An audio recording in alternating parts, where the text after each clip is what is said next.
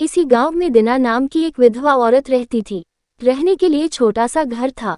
2 बच्चे थे, शायद एक 5 साल का और दूसरा 3 साल का होगा। दिना का पति बहुत मेहनती था। वो दिना को किसी चीज की कमी महसूस नहीं होने देता था या कैसी भी हालतों में साथ नहीं छोड़ता था।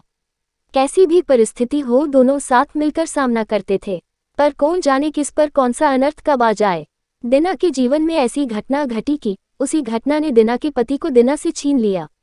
दिना को पति के गुजरने के बाद ऐसा लगने लगा कि मैं जिंदा तो हूँ, पर मुझ में जान नहीं है। परिवार चलाने के लिए अब दूसरा कोई नहीं था सिवाय दिना के, इसलिए कैसे भी करके दिना ने अपने बच्चों की खातिर खुद को उस डेक से अलग किया। कुछ दिन बाद घर में जो था वो समाप्त हो गया।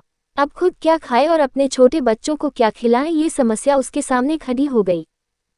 बच्चों के लिए दिना को अभी कुछ काम करना ही था, इसलिए दिना अपने दोनों बच्चों को साथ में लेकर जहां काम मिलता वहीं जाया करती थी और दिन भर मेहनत करके जो भी मजदूरी मिलती उससे अपना और अपने बच्चों के पेट भरती थी।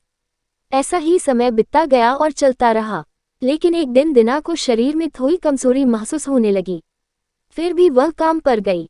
ऐसे ही 2-3 दिन दिना काम पर जाती रही, लेकिन उसकी शरीर की कमजोरी कुछ ठीक नहीं हो रही थी, बल्कि और बढ़ती जा रही थी। ऐसे में काम पर जाना दिना के लिए कठिन हो गया। दिना बहुत चिंतित रहने लगी, अगर काम पर नहीं गई तो मेरे बच्चे भूखे मर जाएंगे। उसी चिंता ने दिना को और कमजोर कर दिया, इतनी कमजोर कि उठने बैठने के लिए लकड़ी का सहारा लेना पड़ता था।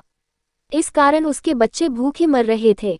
खाने को कुछ न मिलने के कारण और अपने बच्चों को भूखे मरते देखकर वह लकड़ी की सहायता से आज यहाँ से कुछ मांगा तो अगले दिन दूसरी ओर से कुछ मांग के अपने बच्चों को खिलाती, पर खुद भूखी सो जाती थी।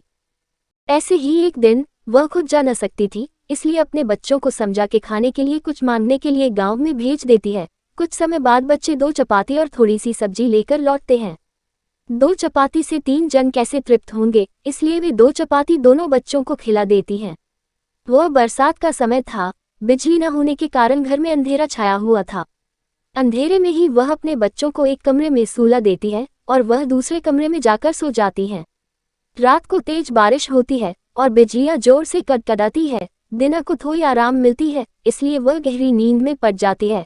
ऐसे में दिना को एक सपना दिखाई देता है। वह एकदम तंदुरुस्त हो गई है, काम पर जाती है। वह सोचती है अपने बच्चों को काफी समय से अच्छा खिलाया नहीं, इसलिए वह अपने बच्चों के लिए चविष्ट खाना बनाती है। बाद में अपने बच्चे और वह साथ में बैठकर खाना खाकर सो जाते हैं। आगे सपने में दिना ने देखा उसके बच्चे जिस कमरे में सोए हुए थे उस कमरे का छत गिरकर उनके दोनों बच्चे मर जाते हैं। सपने में से दिना एकदम उठकर खड़ी हो जाती है, जान में जान आ जाती है और अंधेरे में ही अपने बच्चों के कमरे की ओर चल पड़ती है। कमरे में जाकर अपने बच्चों को देखकर दिना चैन की सांस लेती है।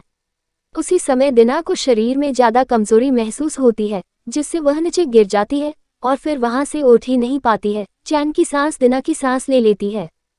अगर यह कहानी आपको पसंद आई हो तो वीडियो को दिल से लाइक और चैनल को सब्सक्राइब जरूर करें। धन्यवाद।